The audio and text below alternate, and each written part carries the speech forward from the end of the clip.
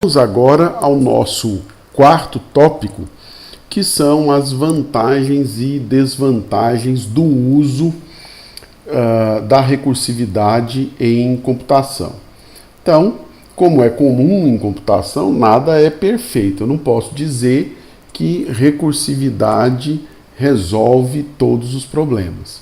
O uso dela vai apresentar vantagens e desvantagens. E mesmo essas vantagens e desvantagens, elas podem variar de acordo com o viés que você faça a análise.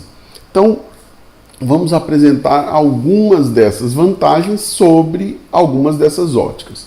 Em geral, quando você constrói um código recursivo para resolver um determinado problema, ele é mais fácil de escrever e de ler, porque, em geral, ele acaba sendo mais conciso, ele tem um embasamento na própria resolução natural do problema, que tipicamente será imaginada a partir da própria essência do problema, e com isso ele se torna um código mais fácil de ser lido, de ser escrito, do que aquele que é o seu iterativo correspondente. De novo, isso aqui é uma regra geral. Em geral, para os problemas que nós resolvemos, essa é uma característica, mas eu não posso dizer que todo problema que for resolvido recursivamente será mais fácil, por exemplo, de escrever, será mais fácil de ler. Em geral, a leitura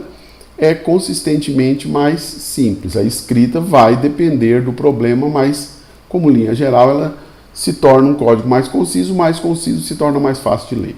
Outra coisa é que existem situações que são naturalmente recursivas e, portanto, você expressar essas situações de maneira recursiva, por elas serem assim naturalmente, se torna uma coisa mais simples. Vamos dar alguns exemplos.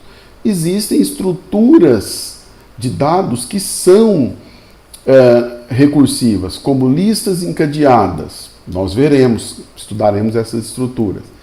Árvores binárias.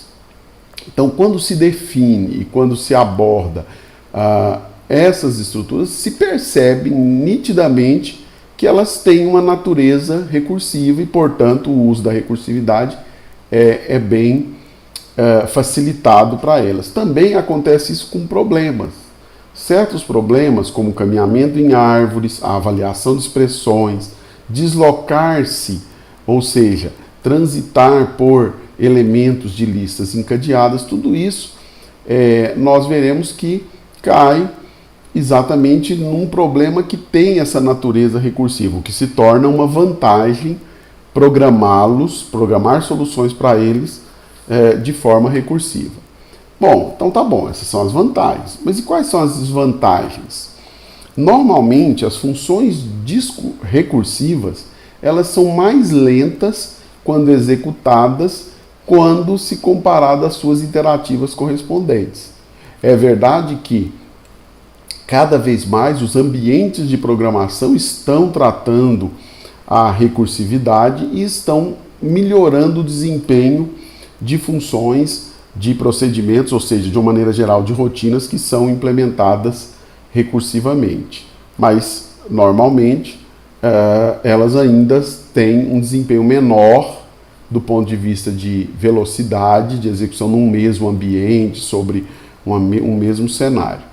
A recursividade, se usada de maneira excessiva, ela pode fazer com que haja um estouro na pilha de execução, porque a cada parada, você lembra que é necessário que um contexto daquela execução seja guardado, para quando houver o retorno para aquela instância, ela possa continuar a partir dali. Isso exige uma pilha.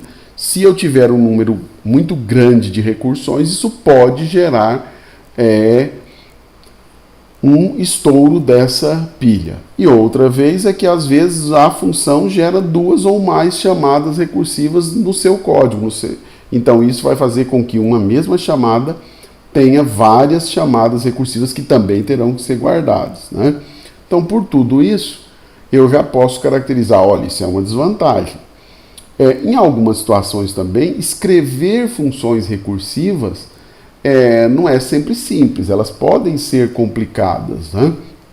Quando o problema vai se tornando cada vez mais intrincado, quem não tem o hábito, não tem já uma prática grande em recursividade, acaba podendo cair em alguns calabouços, como aquele que nós já comentamos em outras situações, que é não conseguir identificar claramente quais são os casos básicos e, por exemplo, gerar recursões que podem, em certas instâncias do problema, não chamar o caso básico e, portanto, gerar um mau comportamento e até uma quebra do funcionamento daquela aplicação que usou a função recursiva. Então, todos esses cuidados têm que ser tomados em relação a funções recursivas.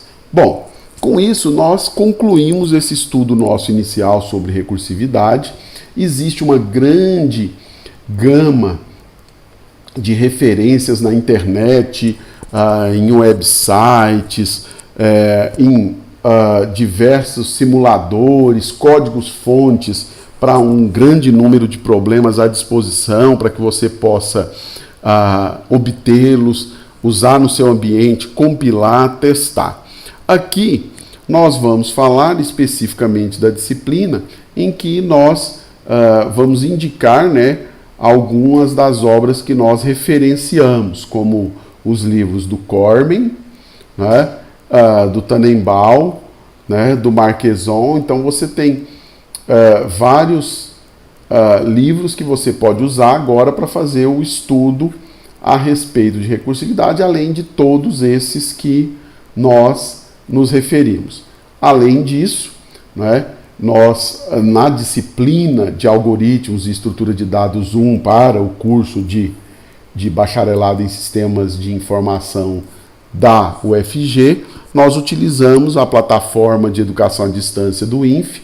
Lá são publicadas diversas referências adicionais e também no sistema Sharif, usado também na nossa disciplina, serão publicadas atividades avaliativas empregando funções recursivas, rotinas recursivas, para que você faça a parte prática da disciplina. Tá? Então, com isso, nós concluímos aí essa introdução. Agora, bons estudos, aprofundem, realmente vai exigir algumas horas a mais de estudos que deverão ser feitas por vocês extra classe. Terminamos assim a nossa aula a respeito de recursividade.